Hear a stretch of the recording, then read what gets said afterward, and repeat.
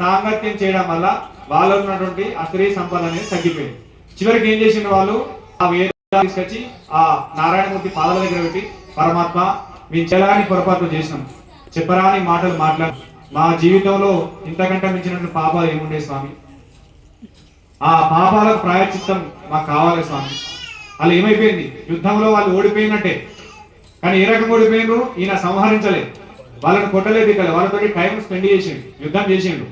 అలా విష్ణుమూర్తి ఓడిపోలే, ఆ రాక్షసులు కూడా దిగాలి. అప్పుడు ఏం తెలుసుకున్నాం, సమాజం ఏం తెలుసుకోవాలంటే సత్ సాంగత్యాన్ని పట్టుకొని ఉంటే, నువ్వు వైరవర్గంతోనైనా సరే పట్టుకొని ఉంటే, ఆ వైరవర్గంలో వచ్చేటువంటి పాజిటివ్ ద్వారా నీకు దైవీ సంపత్తి వస్తుంది. వచ్చేసి ఏం చేసిండ్రు, మేము పొరపాటు చేసినాం, మా ద్వారా చేయరాని పొరపాటు జరిగినాయి, అనుకోలేని అనర్థాలన్నీ కూడా జరిగినాయి, మా తప్పును మన్నించి మాకు మోక్ష మార్గాన్ని చూపెట్టు స్వామి. ఏంటిది, మాకు నీ చేరేటువంటి నీ స్థానంలో మాకు కూర్చుండబెట్టు స్వామి అని చెప్పేసి వాళ్ళ కోరిక కోరుకుంటారు.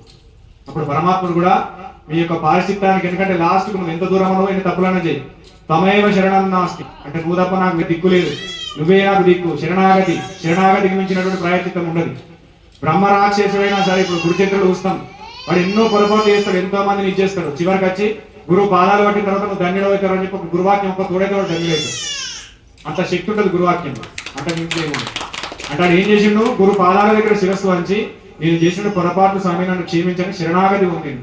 ఆ శరణాగతి ద్వారా విష్ణుమూర్తి ఏం చేసిండు, తదాస్తు నాయన మీకు అంత శుభం జరగాక, మరి ఏం చేస్తారు మీరు, మాకు చేసిన పాపాలు చాలు స్వామి, ఇక నుంచి మమ్మల్ని మీ సన్నిధిలో ఉంచుకోండి అని కోరుకుంటారు. ఎక్కడ, విష్ణుమూర్తి సన్నిధిలో ఉంచాలి. వేదాన్ని ఇచ్చేసిండు, బ్రహ్మకి ఇచ్చేసిండు. బ్రహ్మ అప్పుడు సిక్రైట్ అయ్యిండు, ఎందుకంటే ఎంత దారుణం జరిగిందో, ఎంత టైం వృధా అయిందో అంతా కూడా తెలుసుకున్నాడు. తర్వాత ఈ మధుకైటప్పుడు ఏం చేయాలి, వాళ్ళకు వరం ఇచ్చిండు, ఎవరు ఇచ్చిండు, విష్ణుమూర్తి ఇచ్చిండు. ఏమని, వాళ్ళు ఏం కోరుకున్నారు, మీ స్థానంలో మమ్మల్ని ఉండే విధంగా అనుగ్రహించు స్వామి అని మధువు కైటపులు అనేటువంటి ఆ రాక్షసులు కోరుకున్నారు. తర్వాత సరే నాయన ఉందరు కాక అని చెప్పేసి విష్ణుమూర్తి వరం ఇచ్చింది. ఆ వరాన్ని అనుసరించి వాళ్ళు ఏం చేయాలి, వైకుంఠానికి వెళ్ళాలి. ఎక్కడికి వెళ్ళాలి, విష్ణుమూర్తి ఏడు ఉంటాడు, కైలాసంలో ఉంటాడా, బ్రహ్మలోకంలో ఉంటాడా, వైకుంఠంలో ఉంటాడు. వీళ్ళు ఏం కోరుకున్నారు, మీరు ఎక్కడుంటే అక్కడ ఉండాలని చెప్పేసి మధువు కైటపులు అనేటువంటి ఆ రాక్షసులు కోరుకున్నారు. ఆ రాక్షసులు కోరిన కోరిక ప్రకారంగా విష్ణుమూర్తి వాళ్ళకి తదాస్తు అని చెప్పేసిండు. వాళ్ళు వైకుంఠానికి ప్రయాణం ప్రారంభించింది. ఆ ప్రయాణం ప్రారంభించిన తర్వాత వైకుంఠ ద్వారం దగ్గరకు వచ్చిన తర్వాత, ఏదైతే వైకుంఠానికి ఉండేటటువంటి ఆ యొక్క స్థితిలో ఆ స్థితి వచ్చిన తర్వాత ఆ ద్వారాన్ని దాటలేకపోతారు. మరి విష్ణుమూర్తి చెప్పినాక స్వామి చెప్పిన తర్వాత గేట్ కీపర్ ఆపినట్టు, స్వామి మమ్మల్ని రాణితలేరని ఫోన్ చెప్పారు చాలా మంది. ఎందుకంటే నీకు ఉంటుందా, ఎందుకంటే నీ కర్మ అనేది ఏ రకంగా పోతుంది, ఓ టోకెన్ రూపకంగా పోతుంది, వేరే రూపకంగా పోతుంది, ప్రదక్షిణ ఏమని చెప్తుంది. నేను విఐపిని, నేను ఫలానా ఎమ్మెల్యే పంపితే వచ్చిన, లేకపోతే ఫలానా వాళ్ళు చెప్తే వచ్చిన, నన్ను లోపలికి రానిస్తలేరు స్వామి, మెసేజ్ పెడతాను నాకు రాత్రి పూట, స్వామి మేము వస్తున్నామో లోపల అంటే నేను ఆ వైకుంఠాధిపతి లెక్క కాదు, కానీ ఆయన పాద దాసుల యొక్క ధూళితో సమానం. అయినా కూడా క్రమశిక్షణ అనేది ఉండాలి. ఆ క్రమశిక్షణ అనేది ఎట్లా వస్తుంది అంటే ఆ విధానం పోయిన కొద్ది తెలుస్తాను. అప్పుడు ఆ ద్వారకుండే శక్తి అన్నమాట విష్ణుమూర్తిది కాదు. విష్ణుమూర్తి మనసులో ఉన్నది తీసుకోవాలని, కానీ దానికి ఒక రూల్ ఉంటుంది. నీకు నచ్చిన మనిషిని నచ్చినట్టు పక్క పెట్టుకోవడానికి వీలు ఉండదు. నాకు నచ్చింది, నేను 10 మందిని పెళ్లి చేసుకుంటా, శాస్త్రం ఒప్పుకుంటుందా, ఒప్పుకోదు. ధర్మం ఒప్పుకుంటుందా, ఒప్పుకోదు. నాకు నచ్చింది, నేను నచ్చినట్టు తింటా, నచ్చినట్టు ఉంటా, ఒప్పుకుంటుందా, ఒప్పుకోదు. ఎందుకంటే అది ధర్మం, దానికో లా ఉంటుంది, దానికో పద్ధతి ఉంటుంది, అన్ని ఉంటాయి. అదేవిధంగా వైకుంఠ ద్వారానికి కూడా, అక్కడ ఉన్నటువంటి ఆ విష్ణు లోకానికి కూడా ఆ ద్వారానికి ఆ శక్తి అనేది ఉన్నది. ఎందుకున్నది ఆ శక్తి అంటే, వాళ్ళు సశరీరంగా అంటే ఏదైతే వాళ్ళు పుట్టినటువంటి ఆ శరీరం ఉన్నదో, ఆ శరీరం ద్వారా ఏం చేసిండ్రు, రకరకాల పాపాలు చేసి ఉన్నారు. ఆ పాపాలు చేయడం వలన ఏమైపోయింది, ఆ ద్వారానికి లోపలికి రాలేకపోతున్నారు. ఆ రాలేని స్థితిలో ఏం చేయాలి, విష్ణుమూర్తికి అవసరం. వాళ్ళు ఏం కోరుకున్నారు, సశరీరకంగా అంటే ఈ శరీరంతోనే నేను మీ లోకానికి రావాలి, లోకానికి వచ్చి మీతో మేము ఉండాలి, మీ సన్నిధిలో మేము కాలం గడపాలి, మీ సేవ చేసుకోవాలి అని మధువు కైటపులు కోరుకున్నాం. ఆ శరీరంతో పోలేకపోతున్నారు, మరి ఏం చేయాలి.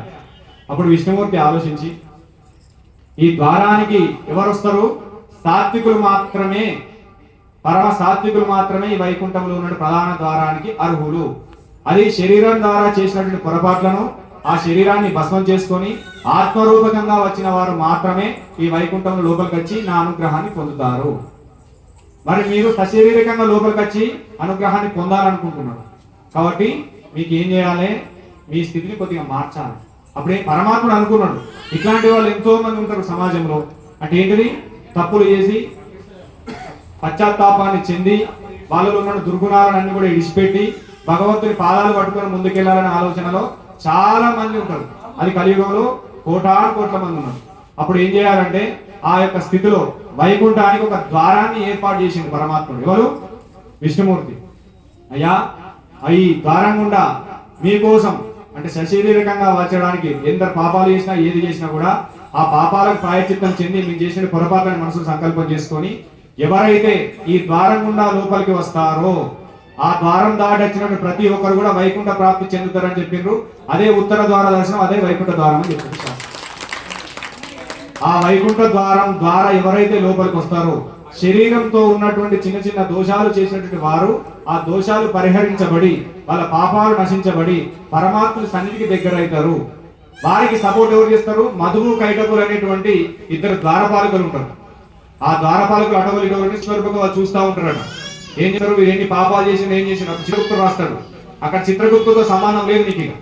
ఏదైతే నీ పరమాత్మ యొక్క స్థితిని పొంది నువ్వు చేసిన చిన్న చిన్న పొరపాట్లకు పశ్చాత్తాపం చెంది పరమాత్మని దాచుదాము, పరమాత్మకు సన్నిధికి వెళ్దామని సంకల్పం నీలో పెట్టుకున్న వానికి సంవత్సరానికి ఒకసారి ఏదైతే సూర్యుడు ధనుసు రాశిలో ఉన్నటువంటి ఏకాదశితో కూడుకున్నటువంటి స్థితి ఉంటుందో అది శుక్ల ఏకాదశి కావాలి. శుద్ధ ఏకాదశి ఉండాలి. శుద్ధ ఏకాదశి నాడు కనుక ఎవరైతే ఉత్తర ద్వారం గుండా లోపలికి వచ్చి పరమాత్మని దర్శనం చేసుకొని ఆయా రోజున వారి వారి దినకర్మలో భగవంతుని స్మరణ చేసుకుంటూ ఆ రాజులంతో కూడా పరమాత్మ సన్నిధిలో గడుపుతారో వాళ్ళకి నిస్సంకోశంగా పూర్వజన్మలో ఈ జన్మలో చేసినటువంటి పాపరాశి అంతా కూడా నశించిపోతుందని చెప్పింది అదే వైకుంఠ ఏకాదశి. కానీ ఈ వైకుంఠ ఏకాదశి రోజు తెలుసో తెలియకో చేసుకున్నాం, అన్ని ఇచ్చిపెట్టినాం, భగవంతుని యొక్క సన్నిధికి వచ్చినాం. కానీ ఇక నుంచి అయినా మన జీవితం రిఫ్రెష్గా ఉండాలి. మైలంతా తీసేసేయాలి, కపటాలు కల్మషాలు అన్ని కూడా తీసేసుకొని బతుకుని పరమాత్మను వేస్తాడు. మళ్ళీ వైకుంఠ ఏకాదశి నేను తెల్లారి 4 కోళ్ళను వేసుడే, 10 మందిని తిట్టుడే, 10 మందితో అబద్ధాలు చెప్పుడే, అదే సంకల్పంతో ఉంటారు. ఎందుకంటే మాకు సాయం ఉన్నాడు, లేకపోతే వేరే ఉన్నది అంతా చూసుకుంటారు. సమస్యకు ఉత్తరధారం పెడతారు, ఉత్తరధారం వారం మా తెల్లారికి మా పని చేయాలి. అట్లాంటి వాళ్ళకి రాదు, జ్ఞానం రాదు, మోక్షం రాదు, ఏది రాదు. ఎక్కడి ఉన్న స్థితి అక్కడనే ఉంటుంది. ఎందుకంటే చెప్తారు ఎక్కడ చెప్పా అక్కడనే ఏం కట్టిన ఉంటుంది. కనీసం భగవంతుడి సన్నిధికి వెళ్ళినప్పుడే సత్సాంగం అనేది ఉండాలి. నిద్ర వస్తుంది, కాళ్ళు గుంజుతాయి, కళ్ళు గుంజుతాయి, ఎన్నో వస్తాయి, బాధలు అనిపిస్తాయి. స్వామి చెప్పిన మాటలని నా కోసం అనిపిస్తుంది, అన్నీ తింటుండే అనిపిస్తుంది. మరోసారి గురువు ముఖం కూడా చూడద్దు నాయన అనిపిస్తుంది. ఇవన్నీ కూడా మన కోసమే. అవన్నీ ఏంటి? మనలో ఉన్నటువంటి దుర్గుణాలు. ఏం చేయాలి? కనీసం 5-10 నిమిషాలు సత్సాంగం చేస్తే ఏముంటుందంటే సత్సాంగత్తే నిస్సాంగత్వ, నిస్సాంగత్తే నిర్మోహత్వ, నిర్మోహత్తే నిచలతత్వ, నిచలతత్తే జీవన్ముక్తి. నీ జీవితానికి ముక్తి రావాలంటే ఎక్కడ స్టార్ట్ అయింది? సత్సాంగంతో స్టార్ట్ అయింది జీవితం అని చెప్తుంది. అందుకే పరమాత్మని సన్నిధి చేరాలంటే పరమాత్మని సన్నిధిలో మహాత్ముని సన్నిధిలో కనీసం నువ్వు కాలం గడపాలి. ఆ కాలము భక్తి శ్రద్ధలతో గడపాలి, విశ్వాసంతో గడపాలి. ఏదో స్వామి పిలిచిండు పోకపోతే ఏమనుకుంటాడు, స్వామి రమ్మన్నాడు పోకపోతే ఏమనుకుంటాడు ఆలోచిస్తుంటాడు. భక్తి ప్రేమ ఎక్కడైతే నీకు జోడై ఉంటుందో, ఎక్కడైతే నీ విశ్వాసం నీకు జోడై ఉంటుందో అక్కడ నీ కర్మ అనేది గురు దృష్టితోటే భస్మం అవుతుంది. గురు కళ్ళలో ఉన్న శక్తిపాతం అది. గురు దగ్గర పోతే ఏముంటుంది రా అంటారు. ఏమి భస్మం ఇస్తాం, చాలా మంది బొట్టిస్తాం. లౌకికులకు బొట్టేందుకు? అయ్యో స్వామి బొట్టిస్తే రాత్రి భయపడితే బొట్టు పెట్టుకుంటే భయం పోయింది, ఒక్క పెట్టు. ఇలా పని మీద పోయినాం బొట్టు పెట్టుకున్నాం అయింది, రెండోది. మనసు బాగాలేదు బొట్టు పెట్టుకున్నాం మంచిగా అయింది, మూడోది. కానీ అది కాదు గురువు ఇచ్చే భస్మం. నీ జీవితం ఎంత దూరం పోయినా ఏదున్నా కూడా గురువు అనేటువంటి శక్తిపాతం ద్వారా నీ కర్మను భస్మం చేసుకొని ఆ భస్మాన్ని నువ్వు బొట్టుగా మార్చి నీ జీవితాన్ని ఉన్నత స్థితికి తీసుకోవాలని అని ఉన్నటువంటి రహస్యం. ఆ రహస్యం ఎవరికి తెలియదు. బొట్టు రాత్రి భయం నీళ్ళ నెలకొని తాగుబిడ్డ పోయింది తెల్లారు, అబ్బా మీరు చెప్పిన స్వామి తెల్లారి వరకు నా భయం పోయింది మంచిగా. బొట్టు అట్లా కూడా పనిచేస్తారు లౌకికులకు, ఎందుకంటే మంత్రశక్తి ఉంటుంది. కానీ ఆ మంత్రశక్తులు ఉన్న నిగూఢమైన రహస్యం మహాత్ములు దత్త సాంప్రదాయంలో ప్రతి ఒక్క మహాత్ముడు దర్బారు చేస్తాడు. ప్రతి ఒక్కరు కూడా బొట్టిస్తారు. దర్బార్ అంటే ఎదురు కూర్చొని సమస్యలు చెప్పుకొని వాళ్ళకు కొబ్బరికాయను ఏదో ఇచ్చి చేసుకోపోరా బిడ్డ అని చెప్పి వాళ్ళ కర్మనంతా కొబ్బరికాయ రూపకం చేస్తారు. అది కేవలం దత్త సాంప్రదాయంలో మాత్రమే ఉంటుంది, ఎల్లు ఉండదు. ఇప్పుడు మనం కూడా చాలా మంది కొట్టుకున్న కొబ్బరికాయలు ఇప్పించాలి లేపిస్తున్నాం. ఎందుకంటే నీ ఇంట్లో కానీ నీ ఒంట్లో కానీ నీ యొక్క స్థితిలో కానీ ఏ కర్మ అయితే ఉంటుందో ఆ కర్మ అనేది నీ ఇంట్లో 4 రోజులు పెట్టుకున్నా, 3 రోజులు పెట్టుకున్నా, 15 రోజులు పెట్టుకున్నా, 20 రోజులు పెట్టుకున్నా ఆ కొబ్బరికాయ దాన్ని ఆకర్షిస్తుంది. తీసుకొచ్చి ఏం చేస్తాం? హోమం లేపిస్తాం. హోమం లేపిస్తే నీ ఇంట్లో ఉన్నటువంటి ఆ నెగిటివ్ శక్తి అంతా కూడా భస్మం అయిపోయింది. అది నీ ఇంట్లో నెగిటివ్ శక్తి కాదు, నీ కొన్ని జన్మల ప్రకారంగా వచ్చినటువంటి నీ కర్మ యొక్క నెగిటివ్ భస్మం అయిందని తెలుసుకో. అది గత